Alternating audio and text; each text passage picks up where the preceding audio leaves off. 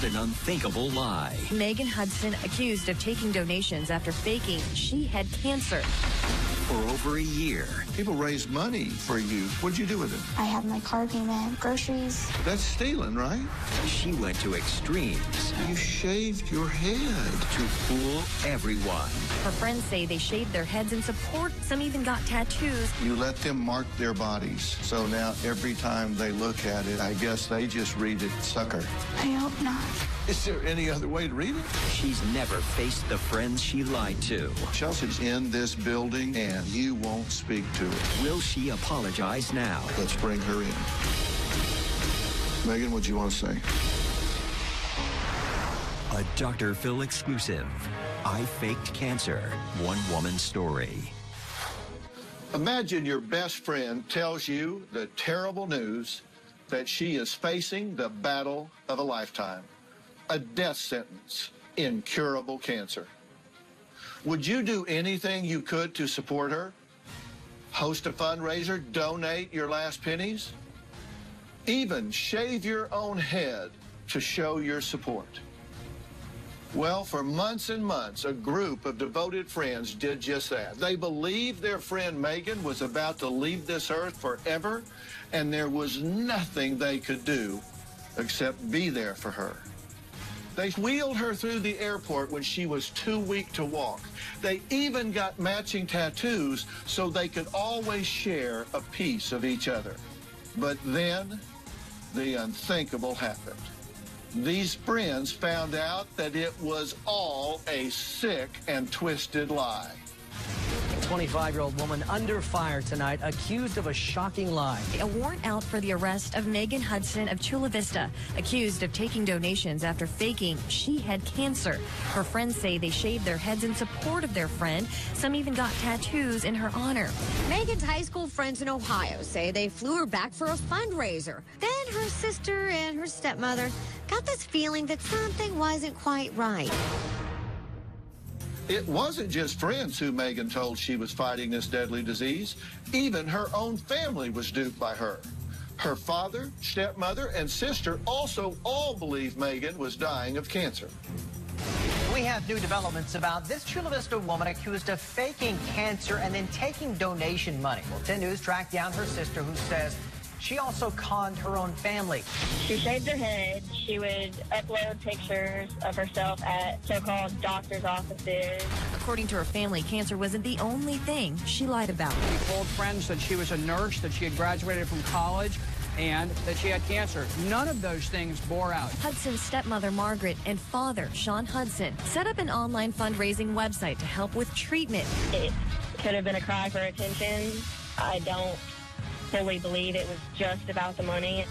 Someone made an anonymous call to Crime Stoppers. It was a web of lies. Since then, her stepmother posted an apology on their fundraising website, promising to pay back every single penny donated. Hudson pleaded not guilty when she faced a judge for the first time in February. She's been out on bond. Tell me why you wanted to be here today. I made a very rash and very terrible decision to lie about having cancer. Everybody lies to some degree or another. But this is a big one, right? This is a big lie.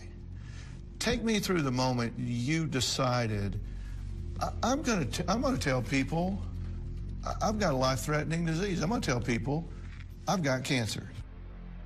I had just recently lost 4 different very close people in my family within the past 7 months leading up to this. Who had you lost?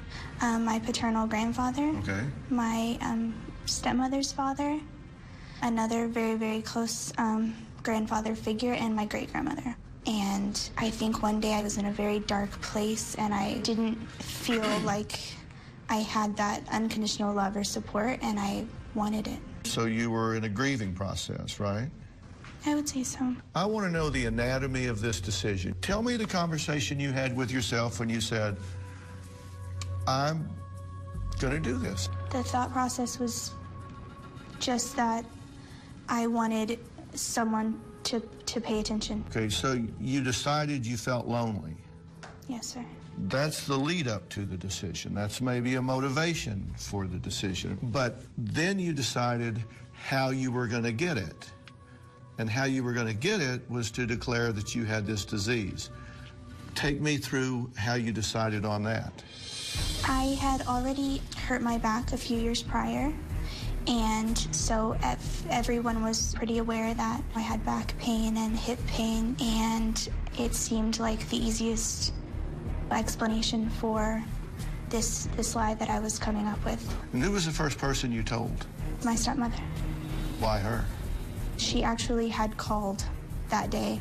My great-grandmother had fallen and had a heart attack and was being rushed to the hospital. So she was calling to let you know that we're concerned about her. And you said, oh, by the way. Basically. And what did you say to her?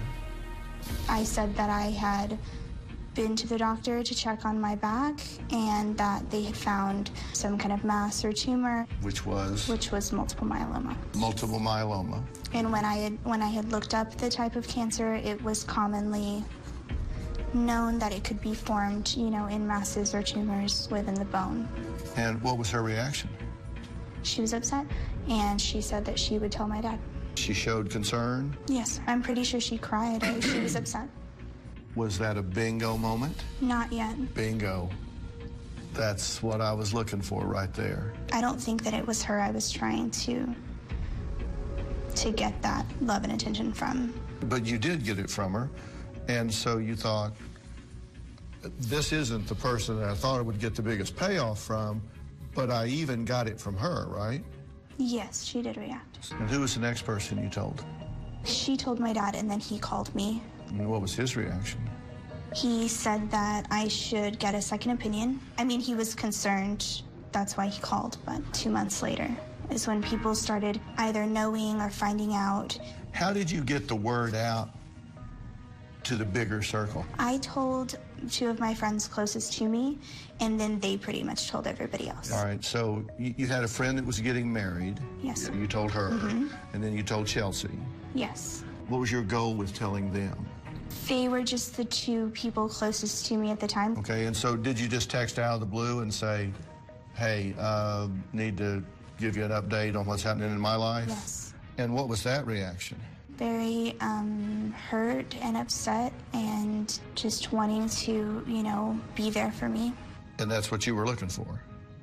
Yes, sir. There was a point at which you said, this is working, right? It's getting me what I wanted.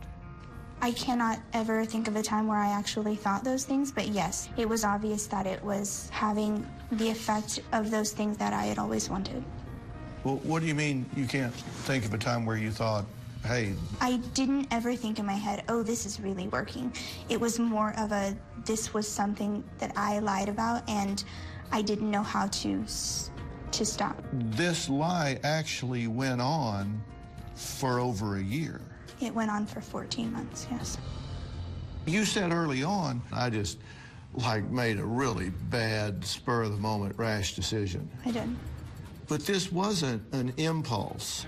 This was something that was premeditated, and you sustained this lie in stages over 14 months. I sustained the lie because I felt like I had to. You could have said, I just got the best news of my life. I was misdiagnosed. You could have lied your way out of the lie, right? Yes. There were exit ramps at 1 month, 2 months, 3 months. But instead of choosing to get out, you kept getting in deeper and deeper. You shaved your head, right? Yes. So that's not a rash decision. That is a complex decision where you had lots of time to think about this, lots of time to go, what the hell, no way. I can't do this. I'm bailing on this, but you double down and double down again. It became a very complex decision because after, you know, the initial just telling one person, it becomes everyone knows and everyone's concerned. There was actually fundraising that took place here, right? Yes, sir. People raised money for you. This is a fund that your stepmother, Margaret, yes, set up, and this is a picture that is obviously posed for by you. Yes, sir. You shaved your head to mimic a post-chemotherapy look, right? Yes. Which is what I mean about this isn't a rash decision. You thought your way through this. I didn't go in a month prior thinking, okay, well, in 2 months, I'm going to have to shave my head. It was just the expectation of what comes next. Yeah, because that would be one of those exit ramps, right? Before you shaved your head, you could have said, okay, it's time to stop this. We've talked to your friend Chelsea. She's here today. You said you didn't want to talk to her. I personally totally don't get that. It's not about not wanting to talk to her. It's that I wanted my apology and my speaking with her to be between us. But let's take a look at what Chelsea had to say about this. The fundraising started online that her stepmom organized, and it raised $5,000 that, as far as I know, went straight to Megan. We decided to do a fundraiser so that she could just focus on getting well. So we threw around a couple of different ideas, and then we were able to sort of narrow down the idea of doing it at a bowling alley. And I remember at one point saying, oh, we should call it Bowling for Bones because we're trying to raise money, and multiple myeloma is also bone cancer.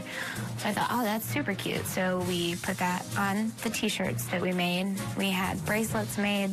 We were even able to get the drum line from the high school that we all went to come in and play as she walked in. We ended up raising around $2,000. You were aware of all this, right? The fundraiser online, yes. And you accepted the money? Yes. What'd you do with it? Coming up. Megan loved getting tattooed. I thought, how cool would it be if we got Sing On in her handwriting? You let them mark their bodies. So now every time they look at it, they just read it, sucker. Tomorrow on an all-new Dr. Phil. She had sex with her student. Stupid is not a big enough word to describe what you've done. Now, I'm not a monster and I'm not a predator. she could face prison. You did have sex with him in your classroom. Did you resign because you thought I could continue my relationship with him? Yes. He was very flirty towards me. He's not hurt by this in any way. But he was 15. All new Dr. Phil. That's tomorrow. We now return to a Dr. Phil exclusive. I Faked Cancer, one woman's story. Hudson's stepmother, Margaret, and father, Sean Hudson, also duped by their daughter. They set up an online fundraising website to help with treatment. They raised $5,000. I know she benefited from the money, but I think it was more about the attention that she garnered. And Megan's stepmother even offered to pay back everyone who donated money on that website. You accepted the money? Yes. What'd you do with it? I put it in the bank. We had multiple bills and my car payment, groceries, just regular everyday gas, all of that. Who's we? Just me and the people closest around me. So you spent the money? Yes, sir. How did you feel about that at the time? It was overwhelming. And I remember receiving the check, and it's not that I didn't have that thought that this is not okay, that this doesn't belong to me. It just, everything felt too late. But let's get real about this. Most of the people that you know go to work every day, and they work and pay their taxes, pay their bills, buy groceries. They decide to take some of that money and give it to you, because tragically at this young age, you have been stricken with this multiple myeloma. And so they decide to take this money that they otherwise would spend on school lunches or shoes for their children, and they decide to give that to you. And you ain't got so much as a head cold. You're not sick. No. And you're taking that money and spending it on gas for your car or going to the store. That's stealing, right? Yes, sir. The same as if you went in their house at night while they were asleep and got in their billfold and took out money and stole away in the night. Yes, it's stealing. They're making T-shirts and crying, and you just take the money and go, knowing the entire time that you're playing them all for fools. Did you laugh? No. Did you think it was funny? Not at all. The minute I walked into the fundraiser, I went to the bathroom. I was bawling. You shaved your head. I did. To sell it. That sells it, right? That's good marketing. That sells the lie, right? That's why I said there's a rash decision. This is marketing. Look at this. And so your friends, rallying in support of you, shave their heads. Yes, they did. Right after they found out that I had shaved mine, they shaved theirs and then told me about it. And you're the girl who says, I don't have any friends. I feel lonely. I don't feel like I'm loved and supported. You've got friends shaving their head. I remember when she finally sent me a picture of herself and said, now you have a bald friend. And she said how much she was just hiding from mirrors and wearing hats. I thought, I've got to show her that hair is the least important thing. So another friend of ours texted me, both picked the same day, and then we Skyped with her so that she could see it. And I remember her saying, what did you do to your hair? And I said, if you can't have yours, we don't want ours either. Did you send pictures with handfuls of hair since this was on my pillow? I don't remember that. Well, they do. Okay. You're sending out texts saying, this is, my hair's falling out. I would have never wanted them to do that for me. I did not know prior to them actually showing me that their heads were shaved, that they had done that. It was after, and it was done. But you let your friend fly all the way down here to escort you back up to Ohio. What the hell is that all about? It just seemed that was a step that would be taken if this were true. I remember the moments where I pushed her through the San Diego airport in a wheelchair, and she talked about how tired she was and how much pain she was in. Megan would talk about her 7 tumors being in her stomach, at the base of her rib cage, one at the base of her skull. I mean, things like that that were so specific. It's crazy. I can't even begin to explain what was going through my head when these things are going on. I think that I was definitely in the most terrible place I've ever been. Did you actually walk into a tattoo parlor in San Diego with friends and allow them to get permanent tattoos on their body in support of you? Yes. Knowing that it was a fraud, knowing that it was a lie? I think somehow with those tattoos, it wasn't maybe as horrible as it really was, because the tattoos that they were getting was a quote from a song that we had sung in high school all together long before any of this. You let them mark their bodies, so now every time they look at it, I guess they just read it sucker. I hope not. Is there any other way to read it? We loved and cared about our friend, and she suckered us into getting our bodies marked up.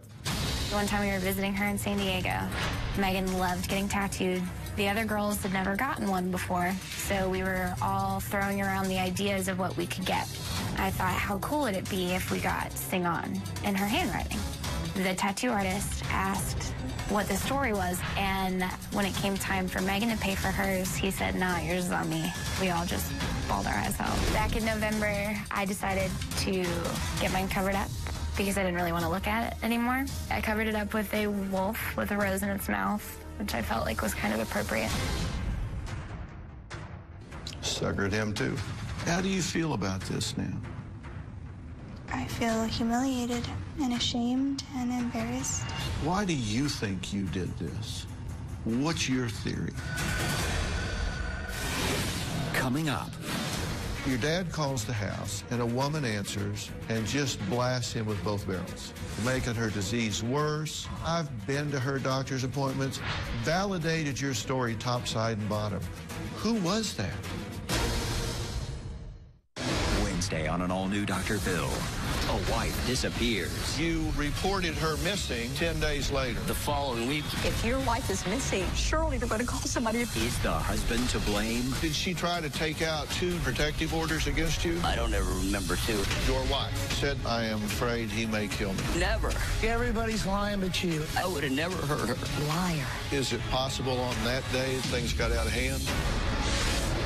That's Wednesday. I Faked Cancer. One woman's story continues. Why do you think you did this? What's your theory? I think that I spent years having very different situations occur and not dealing with them at all. What situations are you talking about? I come from multiple broken families, both of my parents being married many times. I also, at the age of 14, was sexually assaulted by my stepfather, and that lasted almost 2 years. What did he do to you? He would force himself on me, I would say once a week, once every 2 weeks. Did he rape you? Yes, sir. Was he convicted? Yes, he was convicted of a second-degree assault charge, a minor. And he's on the registry for sex offenders? Yes. Did you feel a sense of justice when he was held to account for this? I felt a lack of justice because I lost any contact with my biological mother at the same time. And how did that change you when he did this to you? I think that it changed the way that I saw people in general. Definitely men. It made me fearful, very anxious, and I think that it changed the course of my entire life. How do you think that connects up or explains what's happened here? I didn't feel like I could go to anyone or had that love and attention that I might have needed at that time. That set the course for many years of feeling alone or lying for attention. Why did you give yourself a death sentence? You said, I have 9 months to live at one point. I think I wanted my life to be over in 9 months, or when this was all said and done. I planned on taking my own life. When you were involved in, like, you're faking doctor's appointments, right? I mean, you're sending these pictures of doctor's appointments. Did you feel alive while you were doing that? No. Involved and engaged? What? I felt like I was keeping up the story, but I didn't feel alive. I would say 95% of the time when I said I was in bed all day, I was in bed all day. I was completely mortified by what I was doing.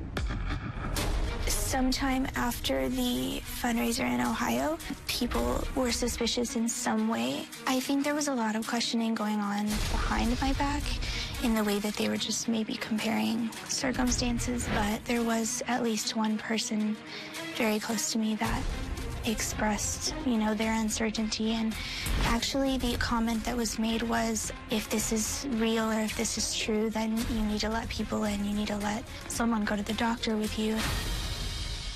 Your dad calls the house, and a woman answers and just blasts him with both barrels. He says, yelled at him, how could you do this? You're making her disease worse. I've been to her doctor's appointments, almost every one of them, validated your story top, side, and bottom. Who was that? A very close friend of mine. She was trying to defend me. I had told her that she could come with me to my next appointment, and so that is why she said that to my dad. She just felt like he was not present, but he was trying to call me out on things, and she was trying to come to my defense. So she lied for the liar? But she didn't know that. She hadn't been to any doctor's appointments with you. You didn't go to any doctor's appointments? No, but she thought I had been. I think there's 3 reasons people lie. It's my theory, Dr. Phil theory. I think they lie because they think their life is boring and dull, and so they lie to embellish it.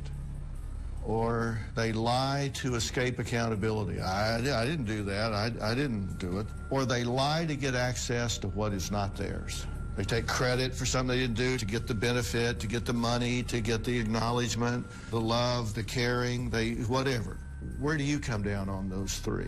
I would say that I lied to get access to something that I didn't have, that being love or attention. Let's go with your theory. What had you done to try to get that without lying about having cancer? What had you done, for example, with your friends to reach out to them, to reconnect without lying about cancer? Had you done things to try to rekindle these relationships before you tried to steal their love and concern? We all just spoke on occasion. I will say that this had nothing to do with them to begin with. I think that I wasn't... The TID 4 was over. No, of They course. shaved their heads, No, got tattoos, definitely. raised money, and came to your aid. It's not that it didn't have anything to do with them eventually, but when this started, with this need or this want for love or attention, it was not about them. Okay, who were your targets? My family. Okay, what had you done with your family to try and get? Everything. Helping in any way that I could, I would try to be there for them. I was always the person that you would call to, you know, to help you or to run errands for you or anything. I wasn't enough. I was never enough. At least that's what it felt like. Had you betrayed that trust? Coming up. You know what her first words were? The first thing she said to herself, she heard you had cancer? I don't know. I wonder if that's a lie. Why was that her first reaction? I faked cancer. One woman's story continues. What had you done with your family to try and get? Everything. Helping in any way that I could, I would try to be there for them. I was always the person that you would call to, you know, to help you or to run errands for you or anything. Had you betrayed that trust? Yes. Did you lie to them about school? Yes. What was the lie? I told them that I did attend the community college that I was attending, but that I had finished when, in fact, I hadn't finished and had moved on to, you know, the higher collegiate level, going to San Diego State, and that I was going to go to college for nursing. Why lie? Because I wasn't succeeding in life as quick as I thought they expected me to. If things aren't going well, you default to a lie. I used to, yes. Well, you used to. You weren't getting the love you wanted, so you lied. Yes. You weren't getting the academic success you wanted, so you lied. This is 10, almost 11 months ago. I have succeeded in seeking that help to change from the person that I was before. So you're in counseling now? Yes, sir. One thing that did jump out at me is I asked you earlier, I said, how do you feel about all of this now? And you said, and I'm paraphrasing, I'm humiliated. I am. I'm ashamed. I feel terrible about it. Did I miss anything? No, I'm very remorseful. I can't be sorry enough for everything that I've done and all the people that I've hurt. When you talked about that, you talked all about your feelings and your reactions. You didn't say one single word about anybody else. You didn't say, you know what, by telling people that loved me I was dying, I put them into a grieving process. I caused them tremendous pain. It wasn't just that I took their money. No, it wasn't. I took their peace of mind. I took their heart. I caused them to start mourning for my imminent death. And I can't imagine someone that loves someone being needlessly caused to sit down and have to start thinking, wow, this person I love is dying. And I put them through that for my own entertainment, for my own needs. And you didn't say a word about that. You just said, I'm humiliated, I'm embarrassed. And that's a big piece called empathy. But the empathy is there. Wow, you just forgot to mention it. I very much have the self-hatred and the not having any self-worth. They put their own lives on the back burner and focused on me. That's what's heartbreaking. But it's still all about you, isn't it? I mean, it's even Chelsea being here today. You know what her first words were? The first thing she said to herself when she heard you had cancer? I don't know. Was, I wonder if that's a lie. And then she said, how can you say that? What kind of horrible human being are you Why was that her first reaction? Because I had lied about things before. I have been sorry from the beginning. And I wanted to be able to apologize significantly in the right way and be able to explain myself. Maybe 8 months seems like a long time to everybody else. But I needed to take that time to figure out what is going on. She's come here and she said, yeah, I think she could have at the very least written everybody a letter by now, said something to me. She's in this building and you won't speak to her. She's come here to talk to you. It's still all about you, isn't it? How did this all come crashing down? How did you get found out? Coming up. Your father did not want to come here today. He said, nobody's going to get through to that girl. I'm not going to waste my time. Tomorrow on an all-new Dr. Phil, a teacher caught with her 15-year-old student. You have sex with him in your classroom. I'm not a monster and I'm not a predator. But he was 15. He knew exactly what he was doing. That's tomorrow. We now return to a Dr. Phil exclusive. I Faked Cancer, one woman's story. I was arrested earlier this year. It was definitely one of the scariest things I've ever been through. I ended up being charged with grand theft and theft by deception. They gave me money under false pretenses. Deceiving people is something I'll regret for the rest of my life.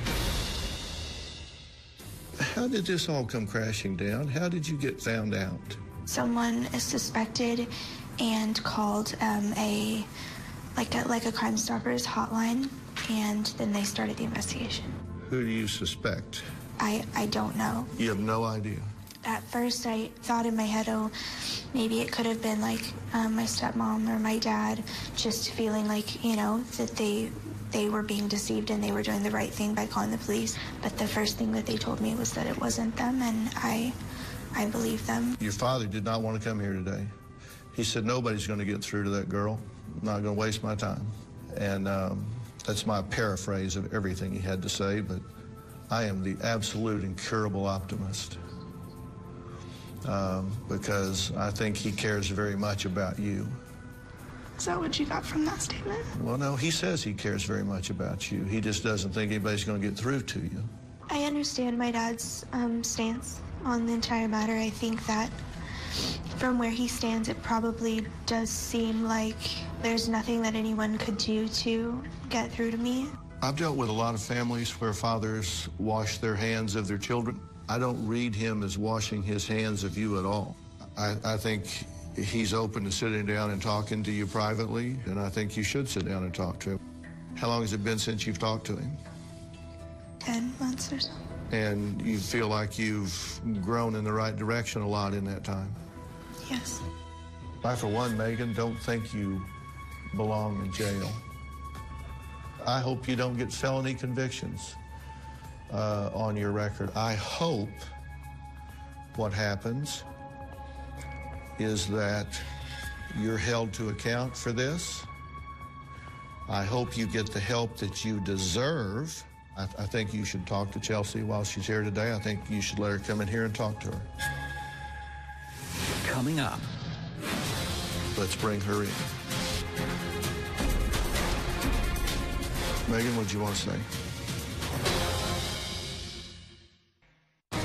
We now return to a Dr. Phil exclusive. I Faked Cancer, one woman's story. During the break, I spoke to Megan. She was extremely emotional and scared, but with my guidance, she realized it was important for her to face the best friend she had lied to and betrayed. You're willing to speak with Chelsea, correct? Yes, sir. Let's bring her in.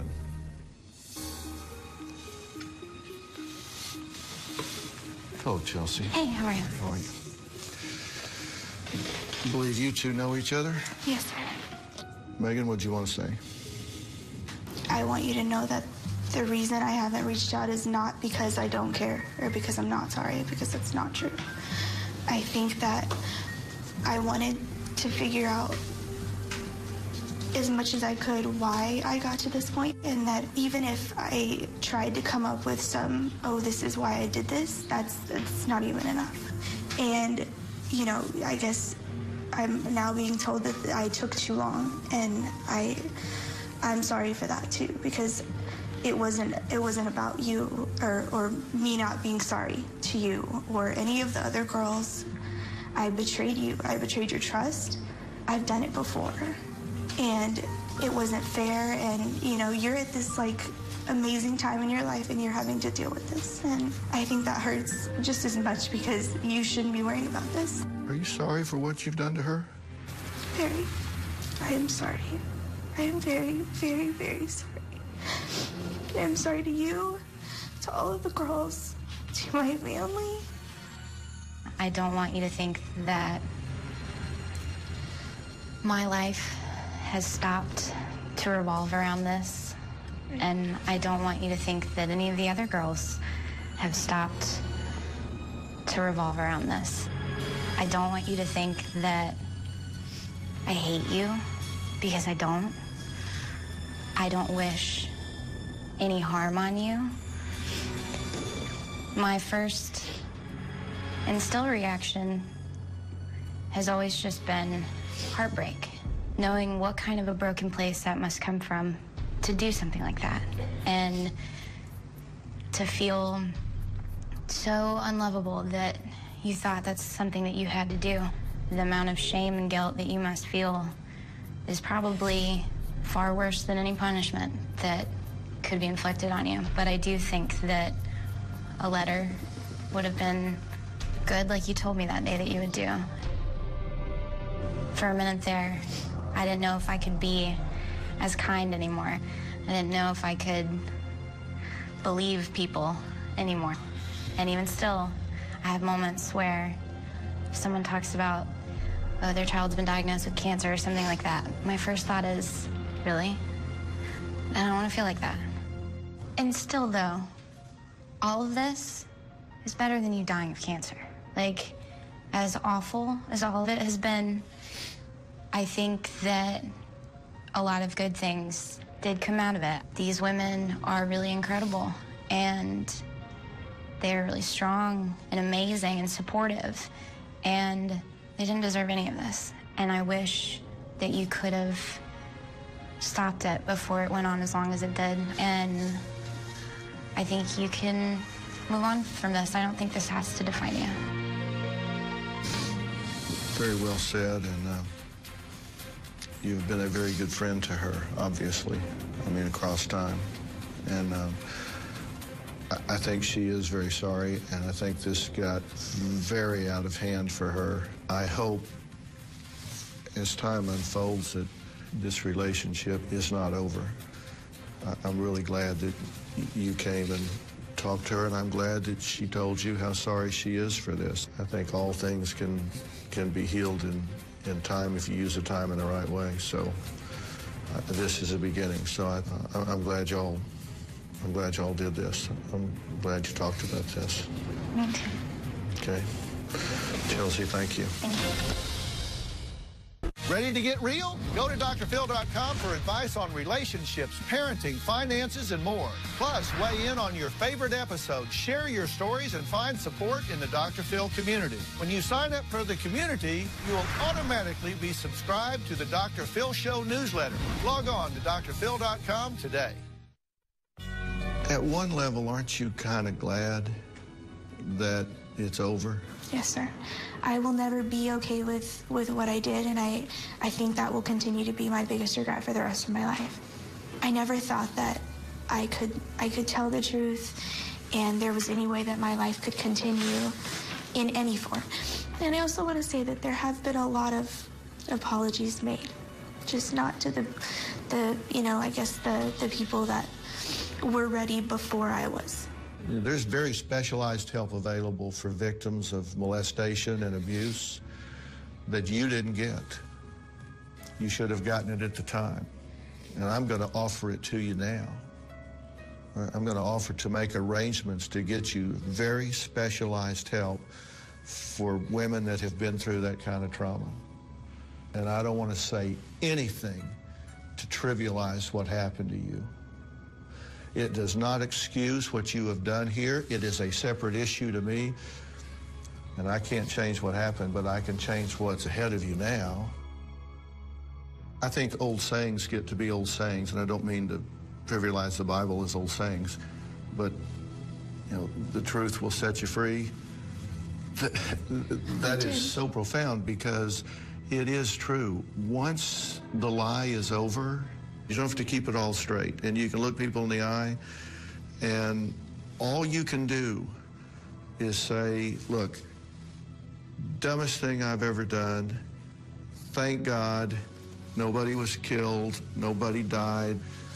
And I believe people come to those points in their lives where all things wrong can be made right. My dad used to say you wouldn't worry so much about what people thought of you if you knew how seldom they did. People, they don't wake up every morning thinking about you and what you did. But I do. But that will change when you write a new history. And that's why every person you look in the eye and own what you've done, you cross that off the list and you start creating a new history with them. When people sit down and talk to me, it's a beginning, not an end. I really want to help you going forward here, okay?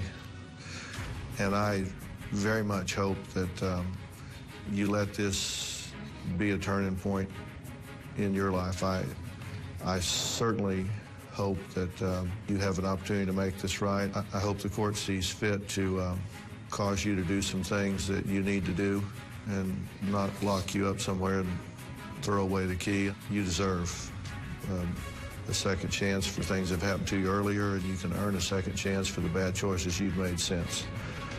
So we'll be trying to help you get that done. Fair enough?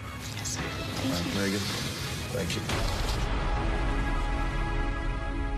This was a horrible, desperate lie that spiraled completely out of control. I'm proud of Megan for being brave enough to take responsibility for her actions and face and apologize to the best friend she deceived. I hope that Megan finds the courage to take these same steps with her family and other friends. For more information, go to drphil.com. Thanks for watching.